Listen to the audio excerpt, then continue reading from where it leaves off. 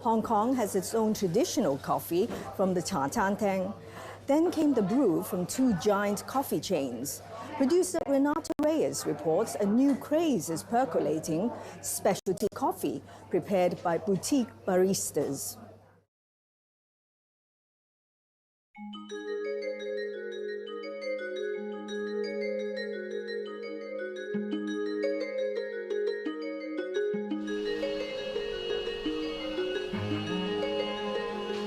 This is a big coffee grinder, and then we have different coffee beans. You can choose which brewing methods that you want. My name's Sean, I'm a barista myself. Today I'm gonna make a pour-over coffee, and then I'm gonna make it with this El Salvador. What we really want to control is actually the weight of the coffee, 15 grams of coffee, the temperature of the water, it's 89 degrees. And then we want to control the flow of the water, a circular motion. When water touches coffee, it pulls up the sweetness, the fruitiness. There's your cup of coffee. You don't have to put sugar in it. It's like putting 7-Up into whiskey. We look for really good quality beans, then you would want to taste the original taste of it. Specialty coffee, it's really about focusing on getting good quality beans. We have coffee from around the world. We have Ethiopia, El Salvador, Honduras, Colombia. We've gone to a few farms in Indonesia to look at the source and really understand how the coffee is being processed. We look at the growing country, the growing farm, species, the crop year. Is from Brazil. Smells good. Yeah. We're in our roasting facility. This is the coffee at its rawest form, the green bean. This is actually to see how the coffee progress when they're in the roaster. And then as you roast it, it would progress and then go to darker and darker, and that's the darkest. Ed. Hey? For the next batch, can you have more of the Mexico? Yeah, sure. For the roast level, about over here should be good.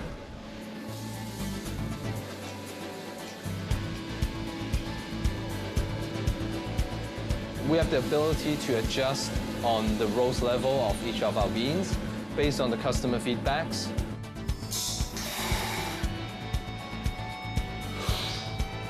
This one's very fruity. Hey, we want this lighter, we want this darker. Our customers prefer more chocolate taste, or they prefer more caramel taste. We want to aim for the Westerners that are used to the coffee drinking culture. 3 or 4 cups per day. Heavy drinkers, actually. That's the heart and soul of the cafe, right?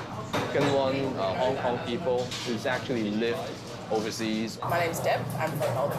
It's not a cheap bill in coffee here. It depends what you value, so for me personally, I don't see it as setting me back too much.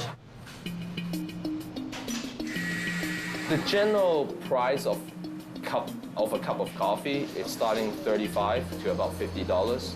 The main target that really targeting is the Starbucks goer. 4 years ago when we opened, we have a hard time explaining to our customers what we're really doing. They would look at your price, they would make a direct comparison to Starbucks. We're charging like $1 more than Starbucks, and they would be like, well, why are you charging more than Starbucks? You shouldn't do that. And then they would just leave. The lower end of specialty coffee is already higher than Starbucks. There's still a lot of customers who've actually never tried specialty coffee, who think Starbucks is the premium coffee. They realize that there's actually a premium product for coffee. Like a lot of other gastronomic trends, you can see the growth of coffee as premiumization of the market. People have started to learn more and more about coffee thanks to big chains. And now, after that, we've gotten more specialized in our knowledge. And there's been a huge explosion of independent cafes, which is great. Maybe one shop opening every week, close to 100 in the whole of Hong Kong, from less than 10 4 years ago. let's say Shengwan here, there are many, many coffee shops. I'm 5-minute walk away from quite a number of specialty coffee shops. All right, Brad. Hey. My name is Christian Chan. I teach at the University of Hong Kong. I teach psychology. How do you make it? Do you have I do pour over. Well, I buy my own beans and I grind my own coffee, and it's about $13, $14, $15 a cup if I do it at home. If you drink it outside, because a good barista would pick beans, take their time to brew the coffee properly, they would charge perhaps 50, 60, or 70 or more. Coffee is a daily thing for me. It started when I was a student in Boston, probably 2009. You can already smell the aroma, right? It's pretty nice. So I'll take the temperature. I want it to be around 86, 88 degrees or so.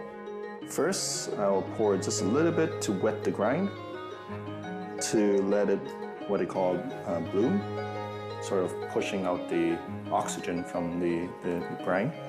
That takes about 30 seconds or so. People are very particular in the way they control the flow, the temperature, the size of the grind, where the beans come from, the rating of the beans, the brewing method, and so forth. And I think it is becoming more and more like a lifestyle thing, or people taking it very seriously. And especially in this neighborhood, you find a lot of connoisseurs of coffee. Shengwan is a unique case because it's kind of an up-and-coming district. There's a lot of so-called hipsters, people who know a bit more about coffee, actually, and are willing to spend a bit more for a good cup. More yuppies and young professionals, more and more foreigners moving into the neighborhood. Yeah, my name is Jonathan Somerville. I'm the Chief Operating Officer. We were established here in Hong Kong in 1992. We now have over 380 stores. We've been in Hong Kong for the last 22 years. On our 20th anniversary, we decided to create a specialty counter. It's still got like very sort of grassy, sort of citric attributes to it. So also roasting our own coffees here. We're adapting to the market. Obviously, there is a consumer who wants the product. There has been a rapid development of specialty coffee shops in the last 2 years. Would that impact on your bottom line? Not necessarily. I mean, the main focus on the market now is still very much wonderful milk-based coffees, the cappuccinos and lattes. There is a very small market who wants something a little bit niche, a little bit special. We can provide that too. So I don't think it will impact too much because obviously it is just a small segment of the market.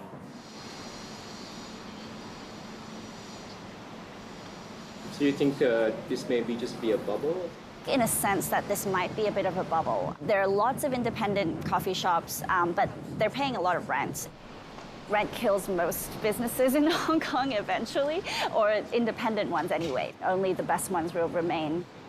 Survival of the fittest. I mean, it's a competitive market. If you're serving a lousy cup of coffee, probably you're not going to be in business for a long time. Yeah.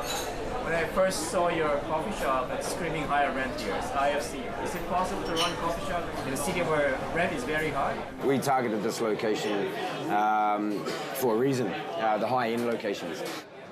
That our customer base, they're well-travelled, right? They drink fine wine, fine whiskey, great food, all the rest of it, right?